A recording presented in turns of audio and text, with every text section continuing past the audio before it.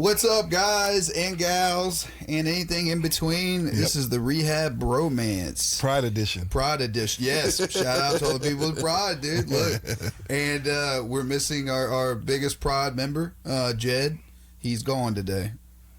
Honest to God, I really don't know where he's at, to be quite honest. I just know he's busy. But he's not forgotten. He's not forgotten. Gone, but not forgotten. Yeah, and we love you. We're not going to call you because we don't have time for that. But, yeah, man, shout out to... Pride Month, man. I mean, definitely. It's funny because, like, growing up where I grew up, it was very backwoods and, like, it was, like, very racist, too, to an extent. But, I mean, if you were gay, you were shunned. Yeah. And, like my hometown. Yeah. Oh, yeah. And my sister had, her best friend was gay. And so, and I don't think everyone knew about it until they did.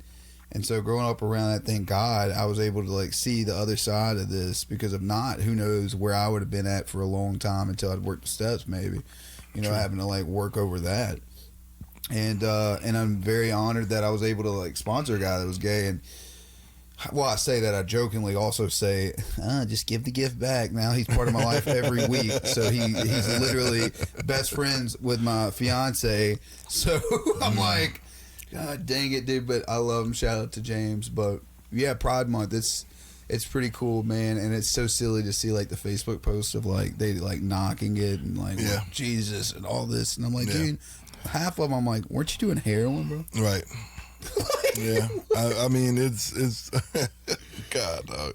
So my sister, she's gay, you know, and she opened my world up to a lot of the lifestyle, you know. So like when I used to go, when I turned 18, and when I used to go to Houston with her all the time, man. I used to go to the gay clubs with her, bro, and talk about, man, they could party. No, they're the best, man. And it was just like they embraced me just like this community did, you know. No, it's cool though, dude. I know. Look, when me and Bella.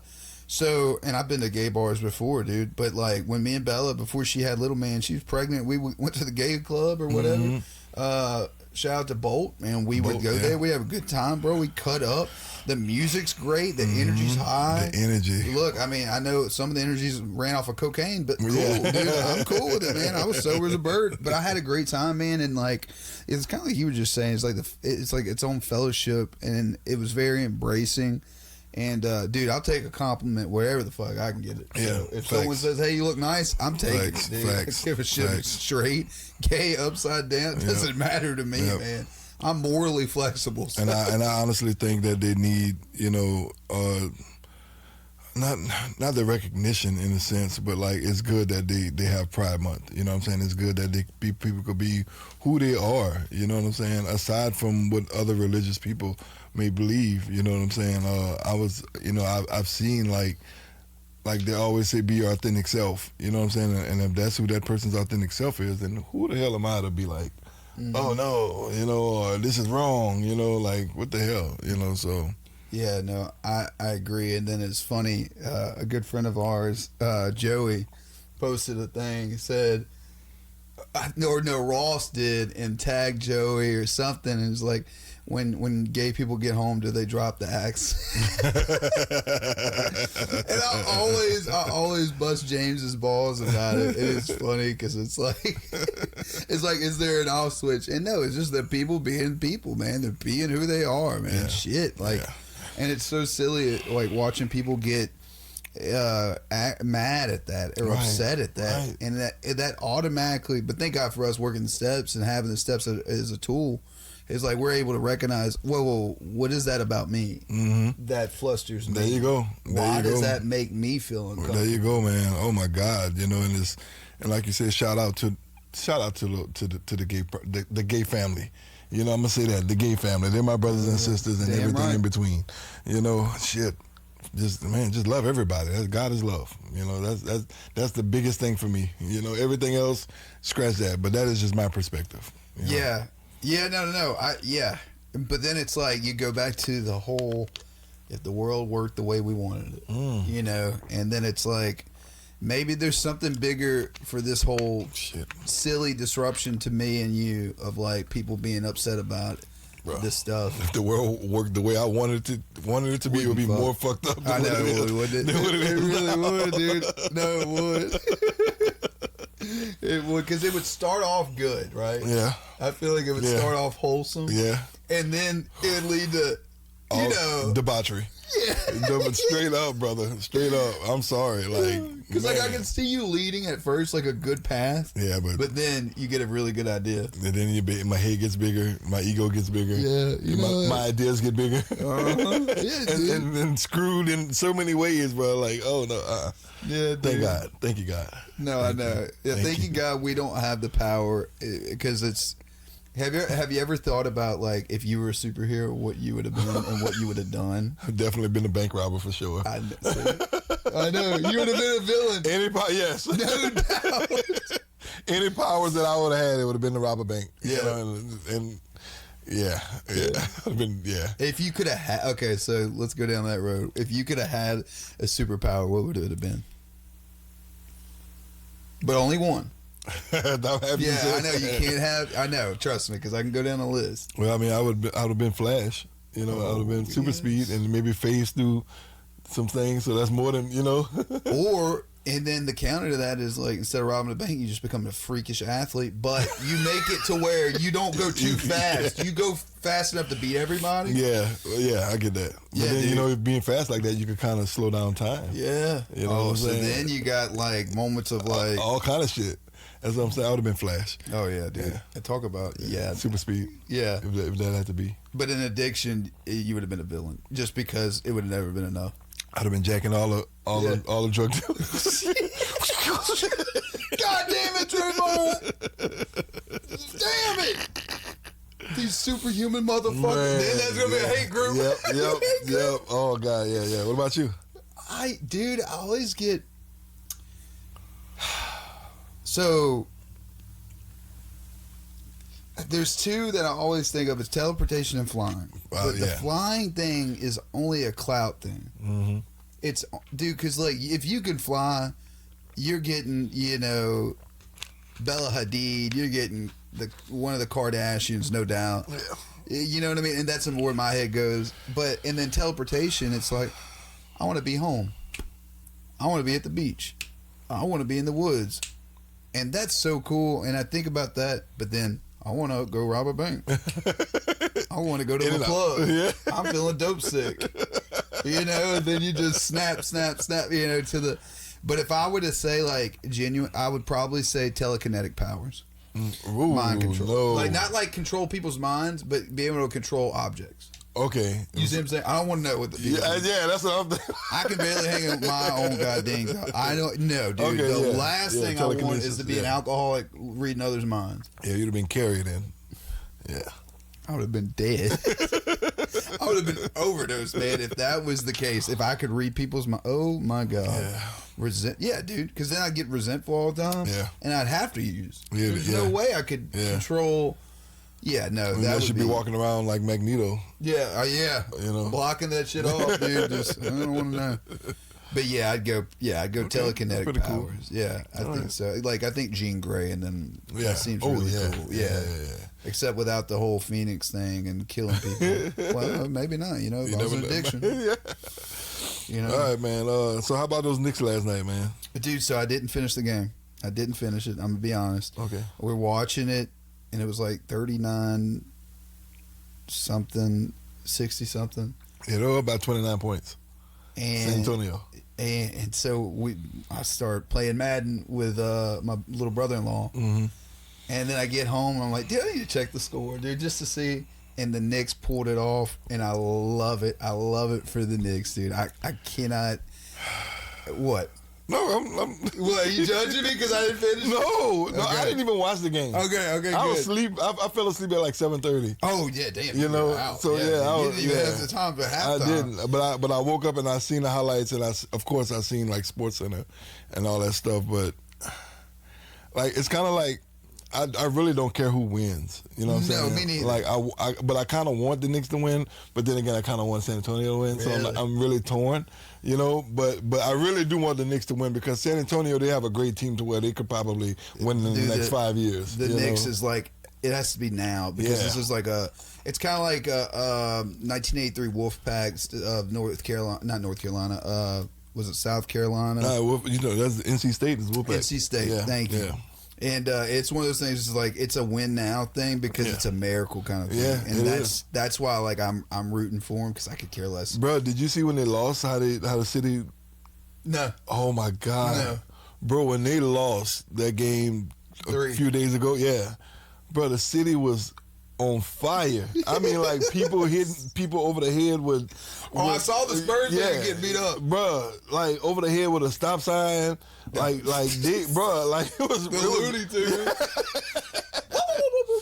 Bro, it was crazy though, man. So like to see, and my thing is this though, man. San Antonio has been up by more than 12, 15 points each game at Madison Square Garden. Yeah. And they lost, even at the home. At the first game they played at home, and they still lost the game. So I feel like San Antonio could beat them. A lot of people are like, oh, it's over now. It's definitely over. And I'm like, well, San Antonio may be the team that could take it to Game 7 if they had to. Yeah.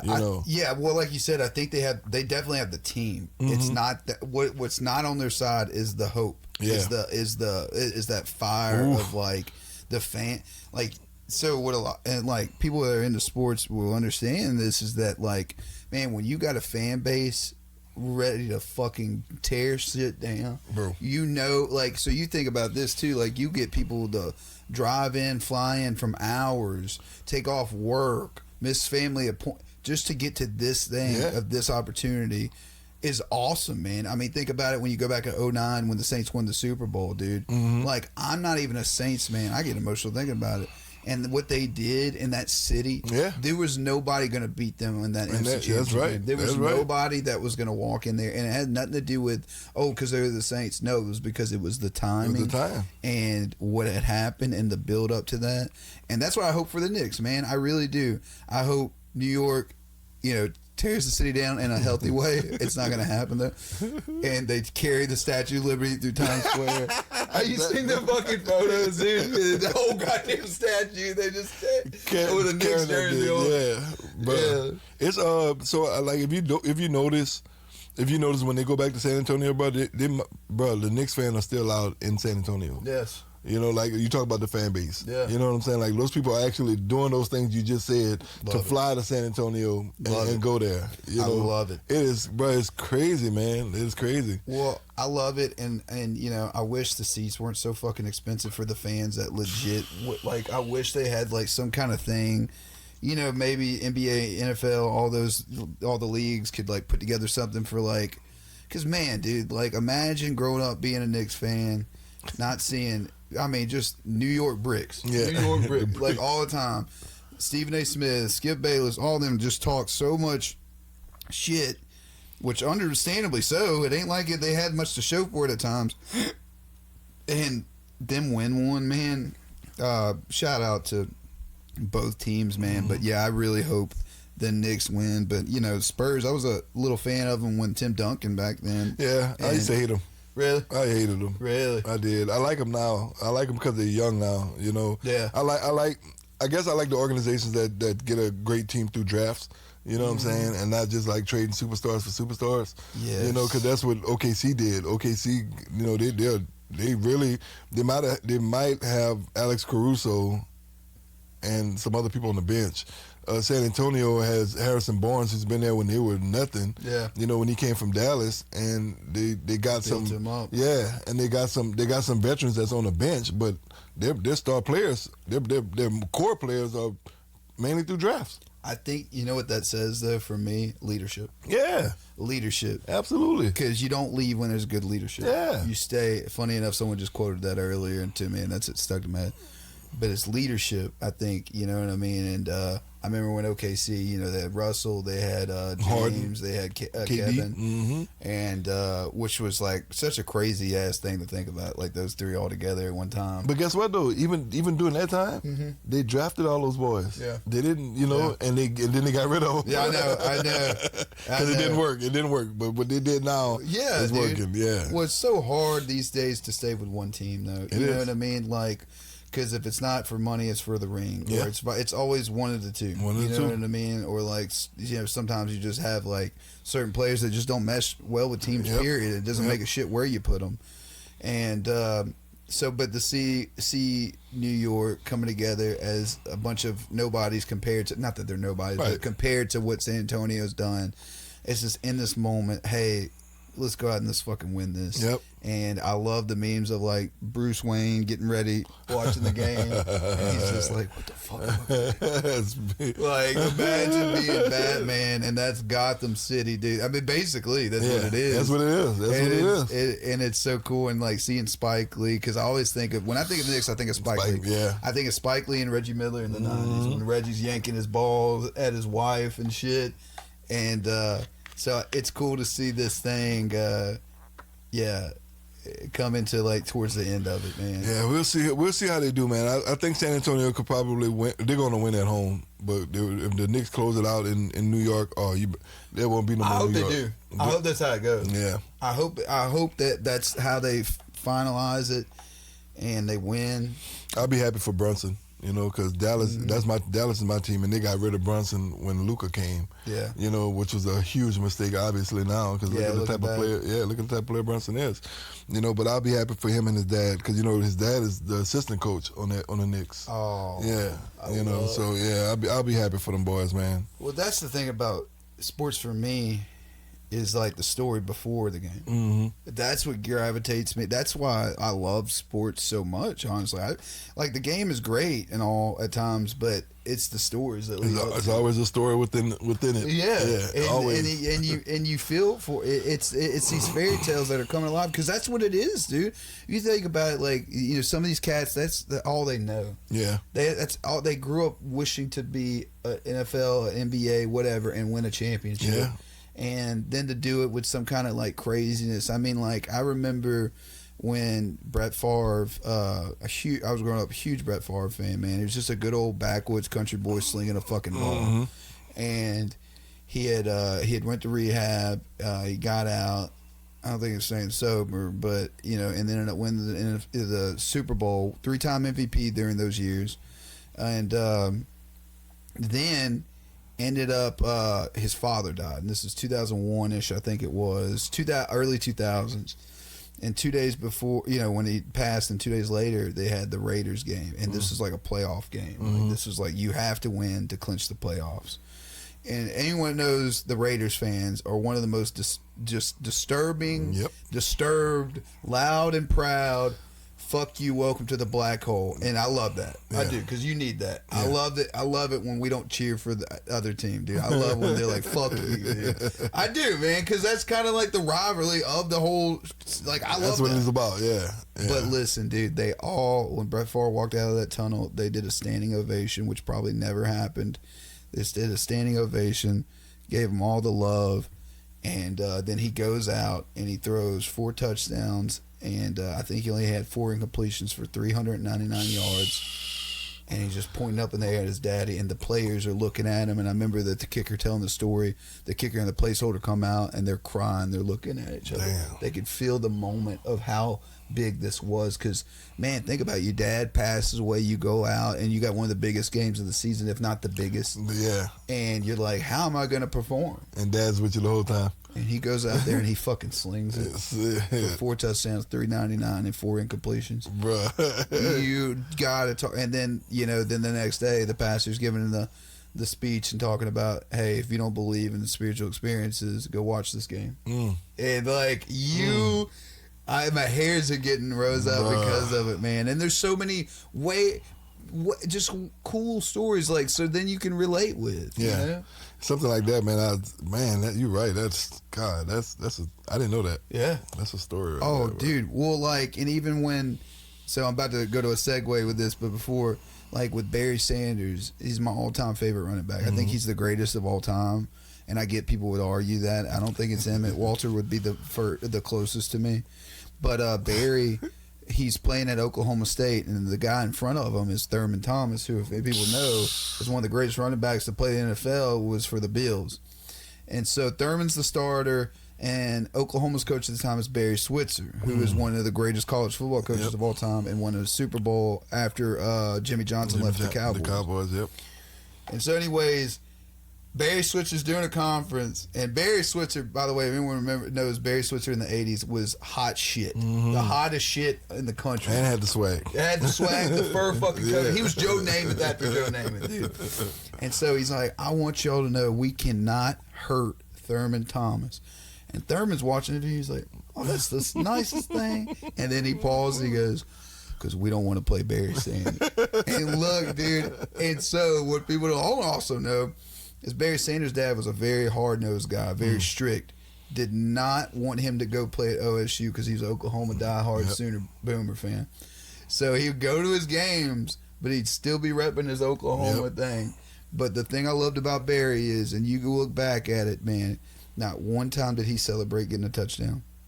Not one time. Humble. And he would just give the ball to the ref and walk off. Yeah. One of the humblest players ever to play the sport, man. And I truly believe, because I just watch his highlights. If you ever wanted to get like hyped over football or wanted to get into football, go watch some Barry Sanders highlights of him in the 90s with the Detroit Lions. And that might change your thing, because it's almost like poetry. It's like music, jazz, dude. Just he was, that motherfucker was, damn, boy. I know. Look, gets me going, man. I can see, and you're right though about one thing, but he was a humble football player, man, and he was a leader. You know, and I guess that's kind of don't make sense to some people, you know, but you're right, bro. Like even after, when he retired, you know, people was like, damn, really? You know what I'm saying? And even after retirement, he was a humble guy. Yeah. You know, he didn't nothing talk. Changed. Yeah, nothing changed. He didn't talk shit like. He's like Huey of the boys. He stayed the same, dude. He did. He stayed the same. Yeah. He was consistent. It stand on his principles. And I respect that. That's probably because this is how you said his dad was, though. Yeah, exactly. Well, his dad was like, you don't celebrate, man. Don't celebrate. And I love that about Barry. So into the next thing I've been wanting to do this, because Jed doesn't know football clearly, and I've been wanting to get Trayvon, me and him, to talk more about football. Football season coming up. Yeah, we love football. We love the draft. We love the stories. So I wanted to do this, build an all-time NFL team going from offense to defense, and I definitely want you to go first. We'll go back and forth. I'm not doing offensive line. That's fine. You can just pick 8 teams offensive line. How about that? Okay, that's fair. All right. So you start, and we'll go. So we have to. Are we doing like 4 receivers? We'll do 1 quarterback, 2 running backs. Okay. 3 receivers, 2 tight ends. Okay. And for fun, you could throw in a fullback. There's no fullback position no more. Yeah, no more, right? All right. Quarterback. Damn, boy. And I hate to be like, okay, I'm not gonna do quarterback. I'll start my running backs first. I'd have to. Oh God, all time. But we'll have to go back and forth, because if you take one of my, yeah, motherfucker, we're not giving you the whole list first, dude. Okay, since you're doing it like that, because I know who you're gonna say for certain things. You know exactly one of them. I'm gonna do my receiver first. I'll do one receiver first. Okay. Marvin Harrison.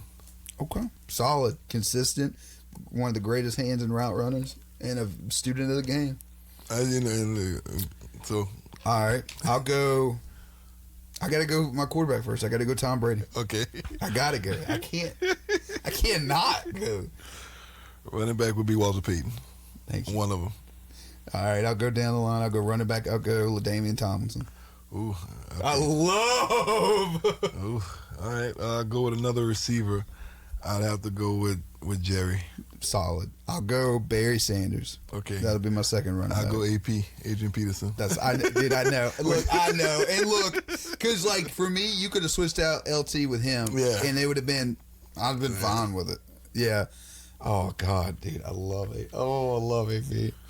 All day, baby. Receivers, got to go Randy. Okay. Shannon Sharp, tight end. Nice. Second receiver, Larry Fitz. Consistent and durable. More tackles than drop balls, dude. That is one of the greatest stats of anything I've ever heard of. Okay, I'm gonna jump on defense. So hold on, defense. Golly, all right. So I'm gonna just go with him. Ray Lewis. Ray Lewis. Solid. Yeah, linebacker. Solid. I'm gonna just do one linebacker. What do you mean one linebacker? How many linebackers we doing? Man, You could do 4-3 or 3-4. So you do either 3 linebackers or 4. I'm gonna do 3. Ray's a great. Yeah. You can't go wrong with Ray, man. All right, so I got 2 receivers. I'm gonna go for my third, and then drop the tight end. So the third receiver, I'll just go Megatron. Megatron. Yeah, good. Oof, that's damn good. I'd have to go. Oh man, what's the guy in Houston? Play for Andre Houston. Johnson? Andre Johnson. Oh, my baby. I love Andre Johnson. Talk about. Yeah, and I know there's a hell of a lot more receivers that he could have dealt Andre. with. Yeah, I love watching him. He was so good, and he had nobody. Yeah, I love watching Shaw. Megatron too, though. Yeah, well, Yeah. Megatron, dude, you could give him anybody, and he's going to put on a fucking field show. But Andre Johnson was, and that was actually funny during Calvin's run. Andre was doing just as good, man, with nobody, man. And in the Houston organization, remember when he beat the shit out of Cortland Finnegan? Yep. Beat the dog, man. Hey, I give it to Cortland, though. He stood toe-to-toe with him. He didn't win, but Jesus, dude. Tight end, I gotta go with my boy Gronk. I gotta go Gronk. Ooh, all right. Dallas Clark. Good. You know, I gotta stay with them Colts, man. Dude, I almost went Aaron Hernandez second. Ooh. I really did, dude. He was such a great. He really was. He was great. I mean, hard off the field. But, I'll go Jimmy Graham. I love Graham. Ooh. And can hoop. Ooh. And so he could throw into the back of the end zone. Okay. Oh, quarterback. Golly. I mean, you're good, dude. It doesn't. I want to say Peyton Manning, but I don't want to do that because I was a Colts fan. Before Peyton, golly, bro. Joe. I'm going to have to go with Joe Montana. Okay. I have to go with Joe Montana. Yeah. Solid. Joe was definitely better than this guy I was thinking, but I love Steve Young. I loved Steve. Yeah. Left-handed, very intellectual, great runner. A lot of people, I don't know if people remember that, great runner. And was actually drafted for the Tampa Bay Buccaneers and then got traded to the 49ers. And then that was when him and Joe were having this back and forth, which I don't blame him. And then Joe went to the Kansas City Chiefs and beat them that year he played against them. Yeah. Steve Young was good too. I would have to go offensive line. I'll just go the 90s Dallas Cowboys. The Great Wall. Damn, you're right. Emmitt Smith. Yeah, I mean, Emmitt was great, but that wall I'm going to go with my Colts. Okay. Yeah, they had a good. Yes, bro, for Edrin James and all them boys, you know what I'm Joseph saying? Adai. Yeah, dude. Yeah, they were good. They had a good, probably 8-year run with Jeff Saturday. Man, they had a couple other guys I can't think of it either, but that were solid. Like a tackle that was like a mountain, and then they ended up getting I can't remember. But shout out to Edrin James. That's he was so phenomenal, man. I hate it when he went to the Cardinals. I know. Defense, so I'll start D end, and I'll probably go JJ. Just saw. Ooh.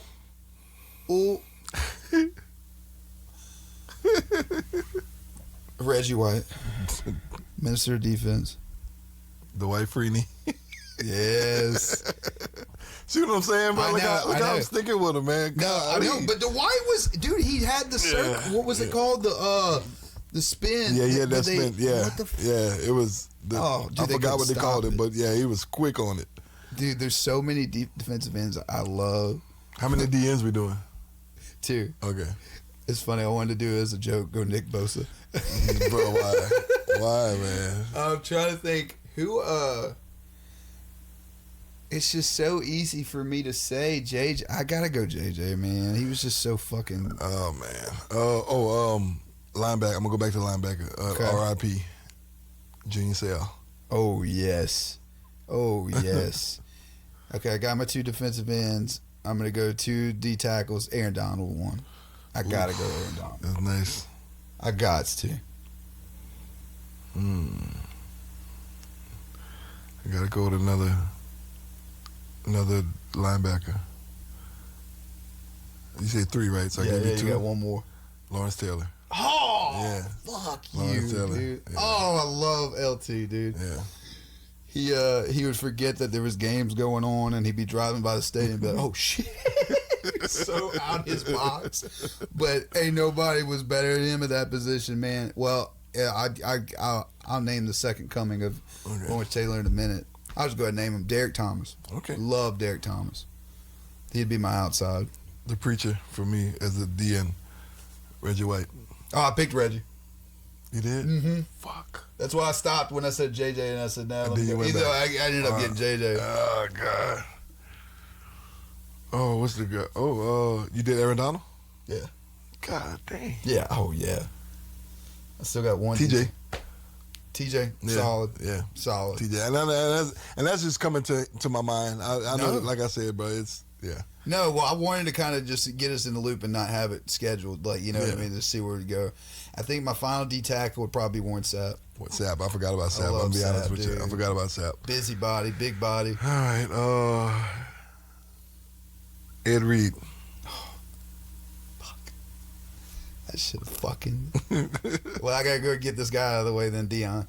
Yeah, I gotta I get saved Dion. him for you. I gotta get said, Dion. I knew. Well, Ed, dude, Ed is the. I think he's the greatest defensive player of all time, Yeah. personally. But Bro, I cannot remember this guy's name, bro. who did he play for? He played for a couple of teams, man, but he was so hard. I don't think he was a part of the Legion of Boom. Because I can name to me, it was all of the Legion of Boom I could put on my fucking squad. know why. I could say Richard Sherman. You know what I'm you saying? could say Cam Chancellor. Cam you could say, yeah. You could say Earl Thomas. You could say It was one guy, bro, that people. Brandon Browner. Oh, man, I got to look him up. But I said Ed Reed. Who else I gave? You have that other safety. You have, I think, one other defensive tackle, too. I No, gave you got two. two defensive tackles, I think. I gave you two. No, I didn't. God, Cam Chancellor was nice too, man. Dude, go with Cam, because Cam's Yeah, I'm gonna have to go with him until I could look this guy up, bro. And I'll let you know who it was. But receivers could not stand him. Really? Receivers could not stand him, bro. Oh, good. I love it, dude. I love it. I'll go. So I jumped ahead. I still got two more linebackers I got to pick. So I got Derek Thomas on one end. My Mike, man, I'll go Luke Kuechly. I like Luke.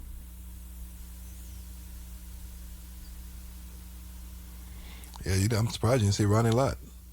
Oh, no. That was what I'm going to. Go ahead. No. It's your turn. I'm going to wait. I gotta see, bro. He was a cornerback, man. Not Rod Woodson. Oh, Champ. God. There's Darryl Green. I just seen him. Who else? That would just like absolutely lift heads off. Namdi Asamoah was solid for a little bit. All right, go ahead, man.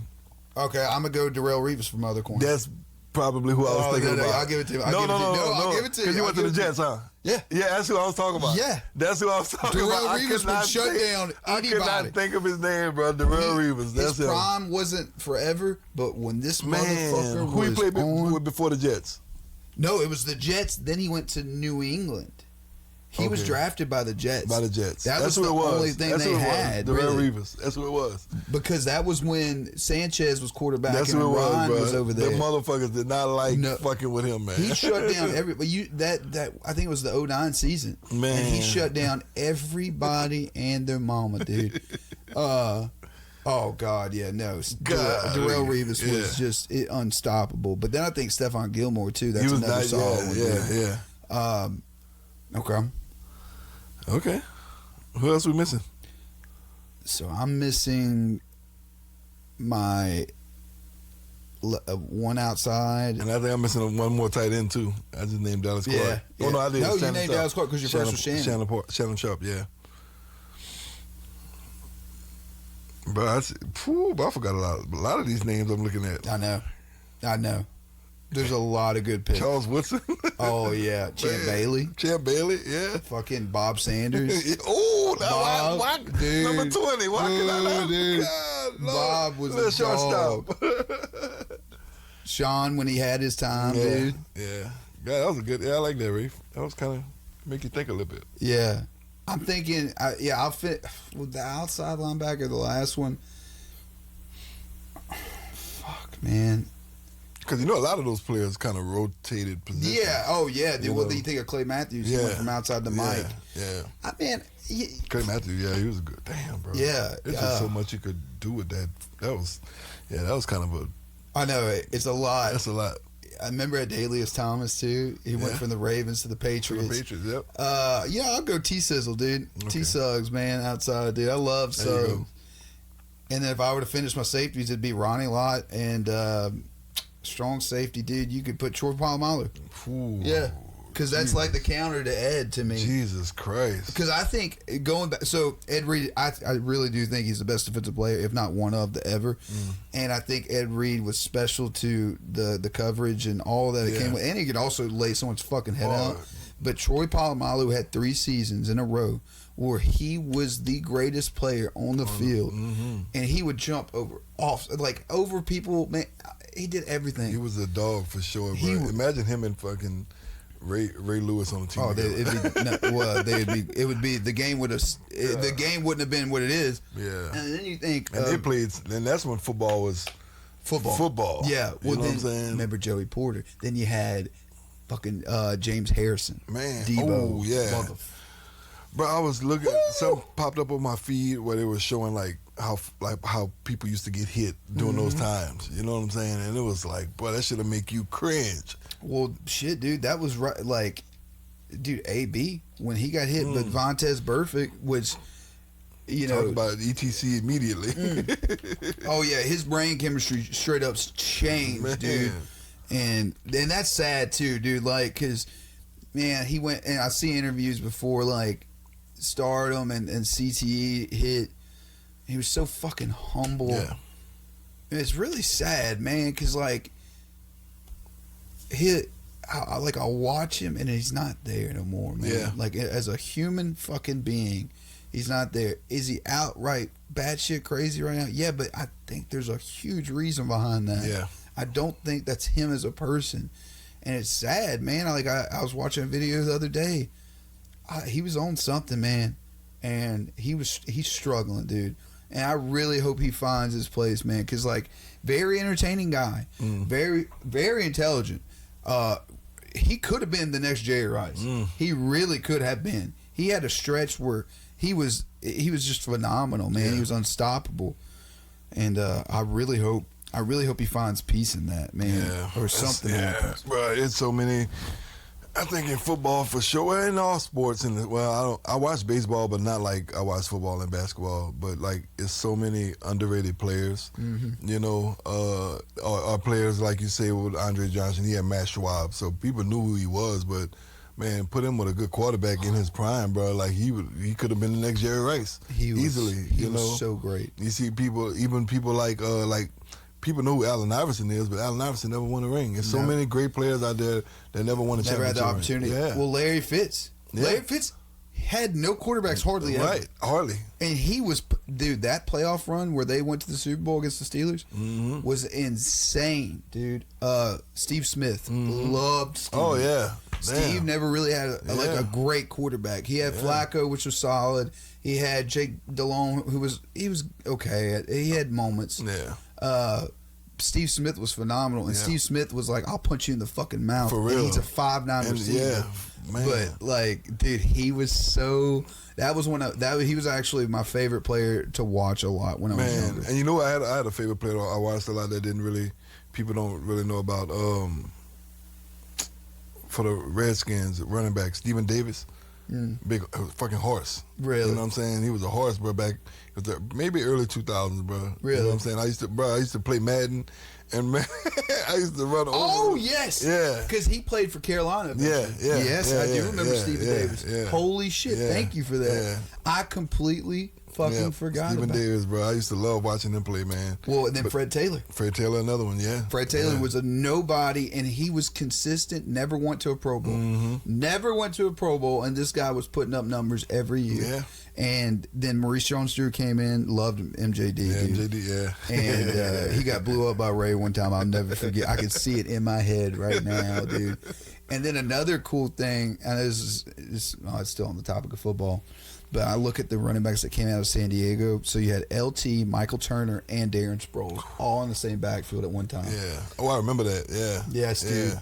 And the best fullback for the longest time, Lorenzo O'Neal. Yeah, they didn't know what to do with that. No. Did it? Who would? I know. You got LT? Yeah. 31 touchdowns in one season, dude. 31 touch, 28 rushing. LT was a dog, man. Holy I used to like shit. watching him too. He was entertaining. The teardrop. Yeah. Dude, he'd flick it, dude. Of it, even T.O. and Chad Ocho. I used to, bro, I'm telling you, because because like it's like, I don't know, for me, it's like when you look at receivers, especially like them that talk shit and could back it up. You know what I'm saying? And then talk shit when they backing it up. Dude. Bro, it draws you in easily. You know what I'm saying? I was like, you be like, damn, you know. Well, Randy Moss is like that too. We didn't even damn. Yeah, I think what helped Randy was the New England way of things. Yeah. For the sense, but I want to say this though. I think T.O. was very misunderstood. I think that he had his diva issues. There's no doubt, dude. But I think he was also misunderstood a lot, and I think he had a big heart on his chest that he wore out a lot. And I loved it. But him and Ocho would go back and forth for touchdown celebrations. Shit, I remember that popcorn with Dallas, dude. And then T.O. with the cheerleaders, then Ocho with the river dance. Oh, bro, when he hit that against the Chicago Bears, which also shout out to freaking Peanut Tillman and Brian Urlacher. But when he, Urlacher. We didn't even say Urlacher. I know, dude, and that's. But yeah, that was such a great time to be a football fan because you always wanted to watch what they were gonna do, man. And they were electrifying. Chad, and they say this to the day. He had the best feet ever of all time. Like when it comes to like running routes and his movement with his feet, he was very tiptoeish. And yeah, man, I love it. Thank you for that one, though, Reef. No, that was a good. It made me go back in my Rolodex. Yeah, man. You know? Yeah, I like that. It's cool, man. It's cool. But yeah, and then we were talking about it before. We were kind of going over things because like we were supposed to have someone on, and we'll have them on for sure soon, and kind of going over things that we were talking about, and we wanted to hit on. Oh, you want to go ahead? No. I wanted to hit home the Carmelo Anthony situation. Okay, yeah. And I kind of wanted to get your thoughts on it first. Man, I don't know. I'm not torn at all. I'm upset for sure. You know what I'm saying? I have a friend of mine, well, a homegirl of mine actually. She's down there, bro, and she's I would consider her a definite civil rights activist. I actually shared something that she did while she was by the courthouse. But man, 35 years, man. You know, and the self-defense thing, you know, and it's so crazy because you had another kid from Texas, Kason Allen, who same thing happened. He got found now guilty, but they still gave him 10 years. You know what I'm saying? White kid. You know, so it to me is always the injustice of it all. You know what I'm saying? I don't want to go off of like my personal feelings about everything, you know, but it's always the facts of the case. When you go to the facts of the case, if it was self-defense, then what do you do with that? You know, as far as legalities go. Yeah. Follow those legalities, you know what I'm saying? And whatever that self-defense, however that looks like, then go with that. Yeah. You know, but don't do it, you know, it always seems like it's based off race. I know. You know what I'm saying? And like, honestly, it's just kind of like history, it kind of repeats itself. You know what I'm saying? So like, well, how do you feel about it personally? Like, I know, like... I'm pissed off. Yeah. You know, I'm pissed off. He was 17 years old when this happened, you know what I'm saying? Then people go back on his social media and they look at this and they try to villainize him for that shit, you know what I'm saying? And it's kind of like, bro, come on, man. He's a 17-year-old kid. You know what I'm saying? Like, what were you doing at 17? You know what I'm saying? So it's just, it does piss me off. You know, like, 35, I think the 35 years pissed me off more than anything. Yeah. You know what I'm saying? Now, if it would have been self-defense and they had to do something, you know, just give him time for something, negligent homicide or anything but murder. Yeah. You know what I'm saying? Then yeah, just be fair with it. Yeah. You know, I don't think it was fair. So. Well, no, I appreciate the transparency, dude, because like I was like, and that's why like social media can be a dangerous thing too, because like you'll see sides pitted against each other, and I hate that. But this is what I was getting down to is like a lot of people just cheering, good. And then like that's how I hear it in my head, the old country racists like, good, that's what that boy gets and all that shit like that. And man, here's the reality of it. Right, wrong, black, white, two people literally lost their lives. One is dead and the other one, it will not see a day until 35 years. and maybe shorter, maybe longer, who knows how that plans out, is literally taken from 2 children. Yeah. 17 years old, man. And then you think of it like what was going on during that time? Like, one, with those 2 boys, because I feel like it was like a bullying situation. Me too.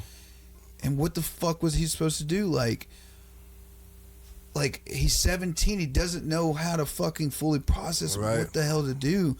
And who knows, man? Because, like, if I was in that situation, dude, which I've done way worse. In the sense of not, like, hurting anybody like that, but in the sense of preparing to do something way worse. Yeah. And thank God that didn't, happen, because we wouldn't be here right now, right? But there's a lot that goes into that, and he's, god damn, dude, 35 years is a lot. Bro. And I hate it for the family that lost their son. It's not a fucking race thing. It's a thing of these kids. Human. It's a human thing. It's a human thing, but there's also, but the reality though is there is, it feels like there is this race thing. It is. So, like, we can't act like it's, you know what I mean? It's like separate the two, but they both coincide with each other. Yeah. Yeah. And man, it's kind of so, oh man, like history again, you know what I'm saying? It's always black folks that get the worst of it. Because like I said, you got 2 same cases. Mm-hmm. You know what I'm saying? The one defendant is white, one defendant is black. Mm-hmm. One defendant gets 35 years, a la the black kid, and another defendant gets 10 years. You know what I'm saying? So, of course, it looks, and it happened in the same state. It happened, but they both happened in Texas. Yeah. You know, and so, like, how, people say take the race out of it, but how can you when you can't? It's the facts of it. Like, how is somebody supposed to, how? That is just my question. How? And like you said, you're right. A lot of people lost, 2 kids lost their lives, basically, and the families too. And then when you get the media involved in it, then you get, it is just so much, man. And that puts pressure on the DA, puts pressure on the defense team, the prosecutor, the judge, and all that stuff. You know what I'm saying? Because, of course, the judge wants to make the families, make the family of the person that they lost, they want to do justice by them, but not do justice by the defendant. Which is fucked up. Yeah. That's what pissed me off about this whole judicial system that America has. Yeah. And it's like, man, these kids are young, man, and if it was a bullying thing, what the fuck are you supposed to do? Yeah. Exactly. Well, what are you supposed to do, and then how do you handle that situation? And man, this is my thing about media and also the country we live in, and this is my opinion, is that we're all slaves of this shit. Mm-hmm. And the reality is, like, and not in the sense of like what it was, and not like taking anything off of like back in the day of how nasty that was, but like media and the way the financial system is in corporate world, and then the judicial system. If you think the media or the power to the people of like political standpoints gives a fuck about you, oh my God. And so that's my opinion on that sense of like how we're set up to fail, and it sucks. And then you have literally a whole nother race, which is human. Right. And it's like they're set in this situation of like, you go back to it, 10 years to 35.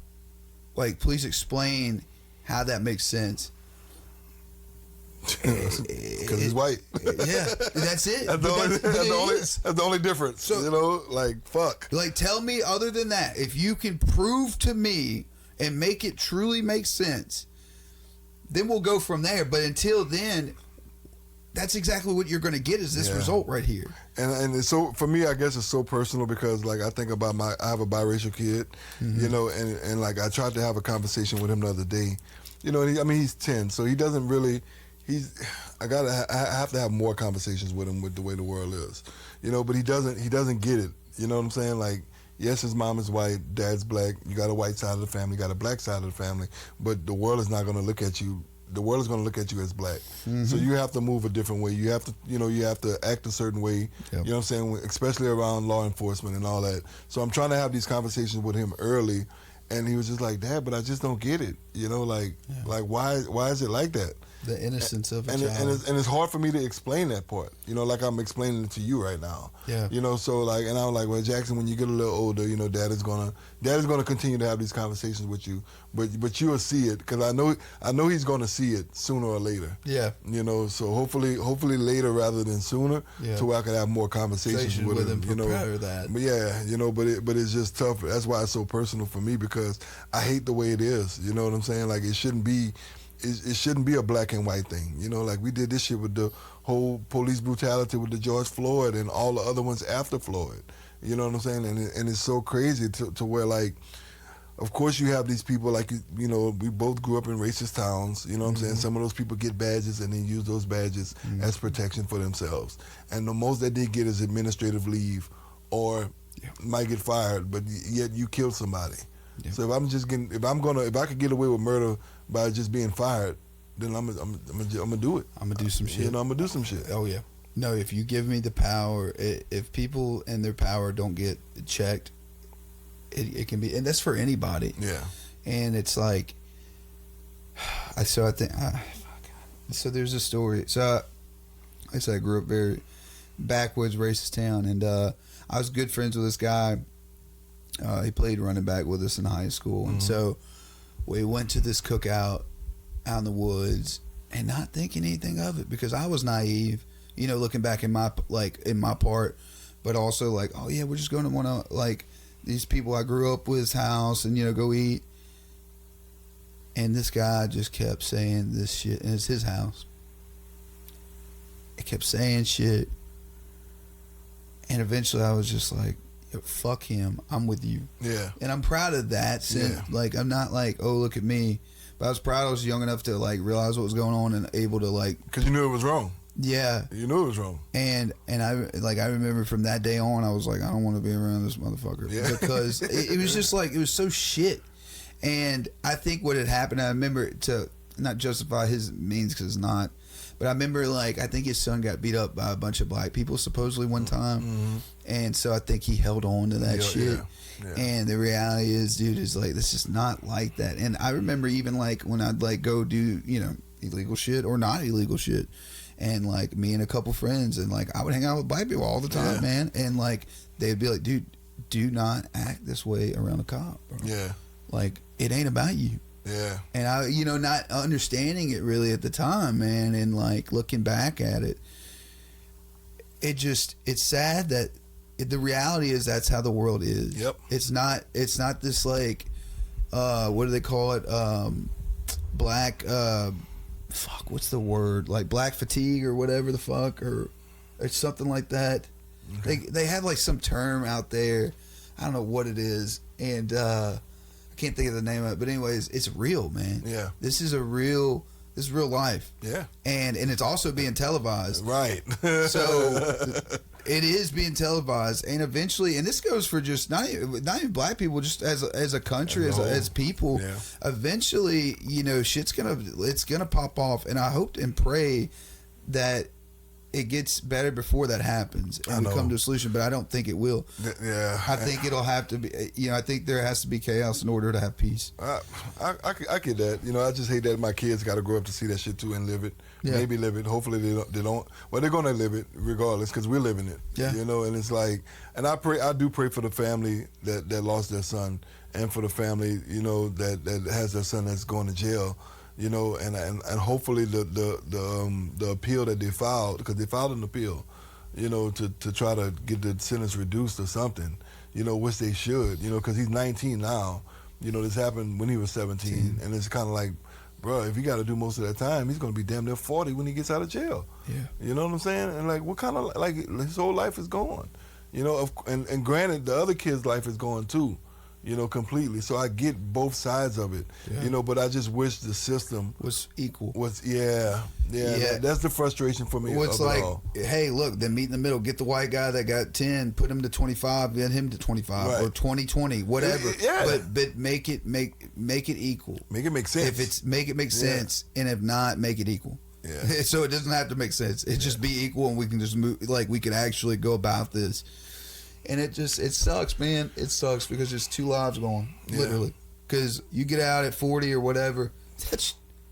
Come on, man. What the fuck, man? It's just like the ones that sitting in prison that's innocent, seriously, and you got the people trying to fight for them to get out. They've been in prison 20, 30, 40 years. They give them out, they get out, they give them a couple $1 million or however much money, and don't even want to apologize. Nope. And it's so crazy. I know.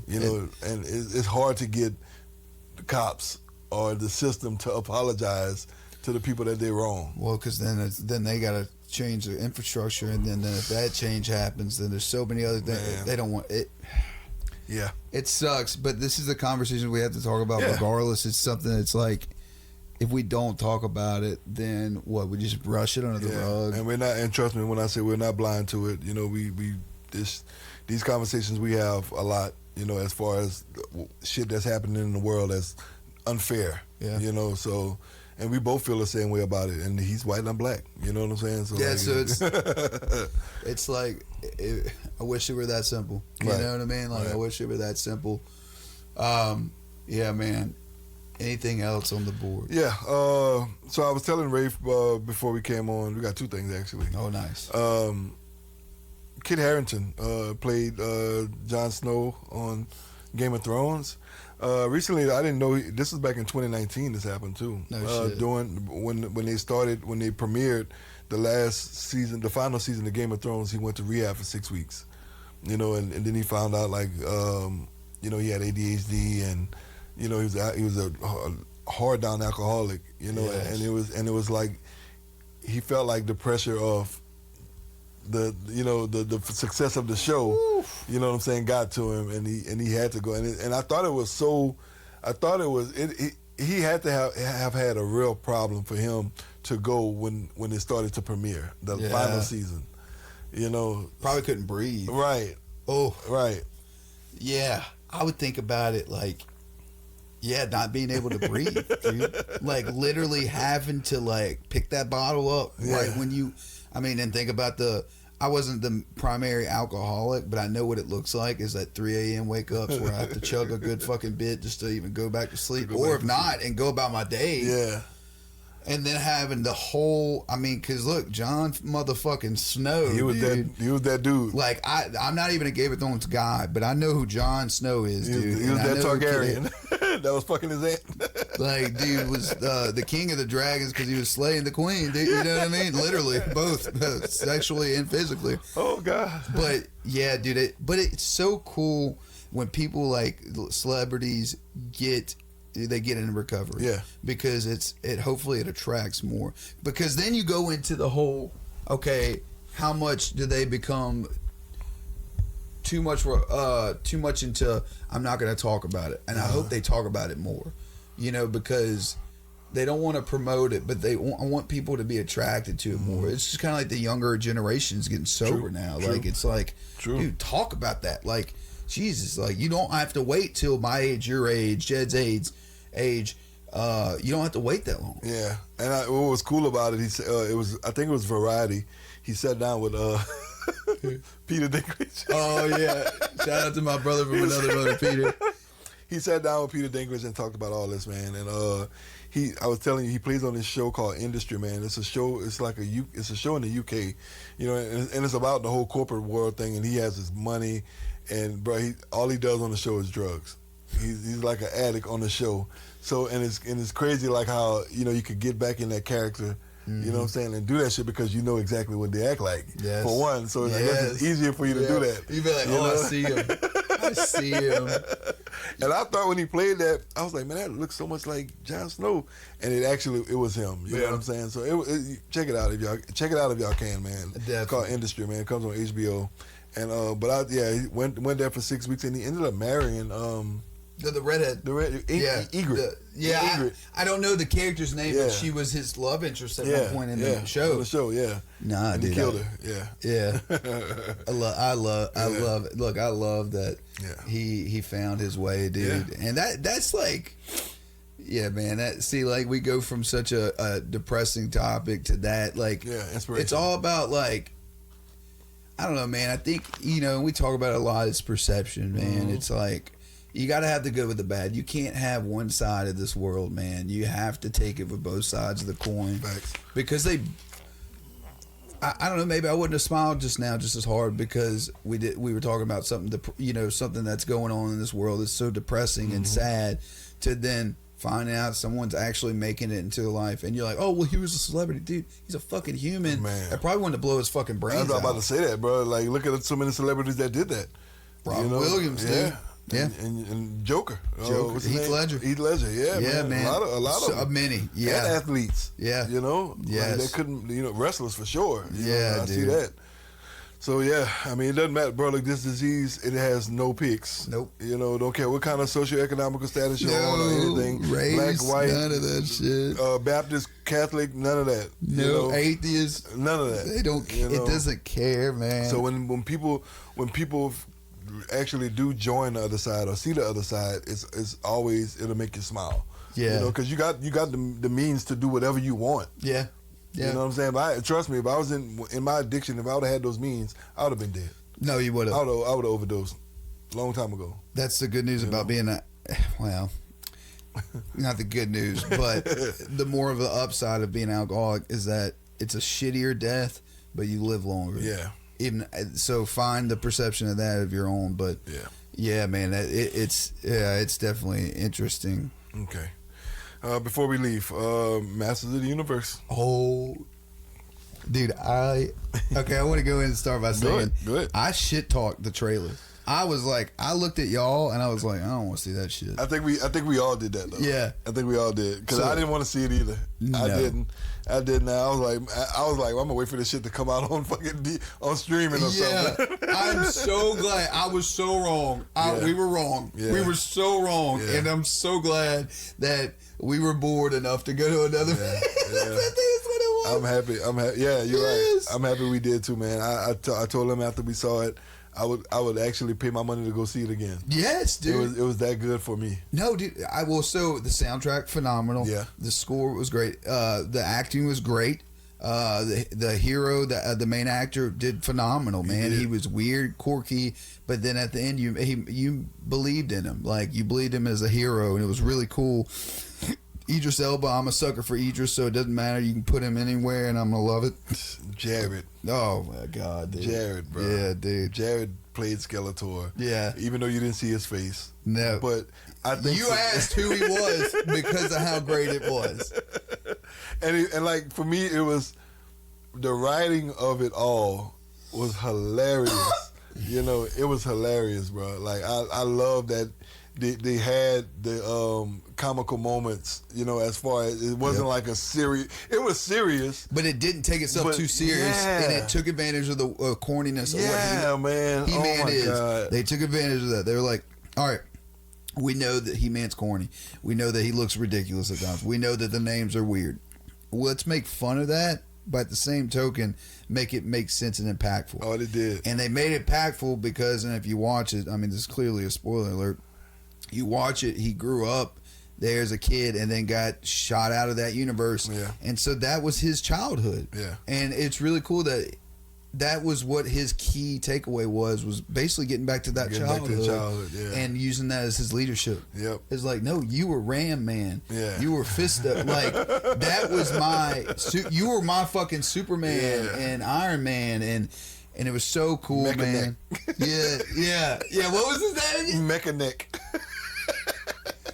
I gotta be careful how I say it too quick. It sounds weird, dude, because no, but it was so good. But you're right, dude. Jared Leto, he did, man. To me, he made the movie. Yeah, he did. Because if you take him away, so all right, I'd give it a rating about 8.5. Yeah, honest to God. Yeah, and if you took Jared out of it, take 2 points off. Oh yeah, easily. Because it was that he was that good. He was good, and it still would have been a good movie. Yeah. That's how good it was. But he made it. I honestly, God, it's a fun movie. Like, don't go in there taking it seriously, and you'll love it. Yeah.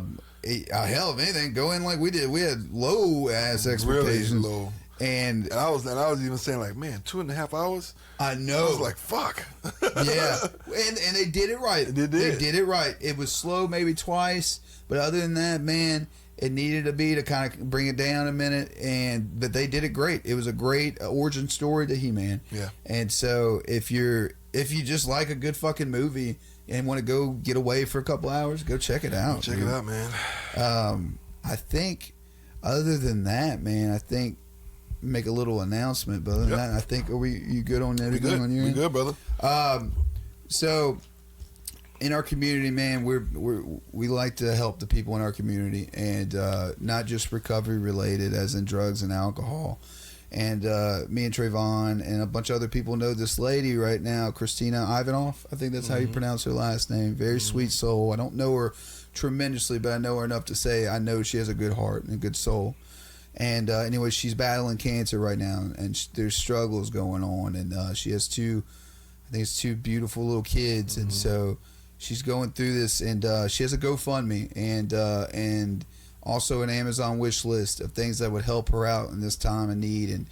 And we'd love for her to get all the help she can get. Man, this is a human being suffering with cancer, man, and she doesn't have the means that everyone has, and she's good people, and so we want to be able to give back to her. And so if you know someone that was looking into helping other people, instead of getting on Facebook talking about how we could, here's an opportunity right here. This is where rubber meets the road, and we have the opportunity to do that. So big shout out to her and the people putting that together. Absolutely. And we support it 100%, and we'll do what we can on our part, and we hope that y'all join in as well. That's really all I got to say. Thank you for that, man. Definitely be praying and reaching out, to see how you're doing and the kids. Rafe, you already reached out, so I guess, to hold us accountable every week that we do this. We'll reach out and see how she's doing and what she needs. But I piggyback everything Rafe just said. Christina, I met her a few times. I've met her a lot of times actually. So we definitely praying for you and your family, and we're gonna do what we can. So absolutely. Yeah, dude. Look, I mean, this whole thing is like, yeah, dude, we want to have fun with this, and it's really cool, and we get to talk to really cool people, and we got some cool things coming up. But like, also, the thing is like, we're able to help out a little bit more. Yep. We can reach a more audience, and so, and look, man, and this goes for anyone out there that's listening too. Like, you ever want to talk, please shoot us a message or anything, man. We're here. Like, we will talk to you. We're not like too big for our britches yet. You know what I mean? Yet. That's the key word, yet. But we care, man. And if you're struggling with this disease or know somebody and you need someone to talk to, we're open, man. And hopefully we could just help you in the right direction. And with that being said, like, subscribe, follow us on Facebook, Instagram, and we're getting TikTok, and then YouTube. And YouTube, yeah, at Rehab Bromance. And till next time, we love you guys.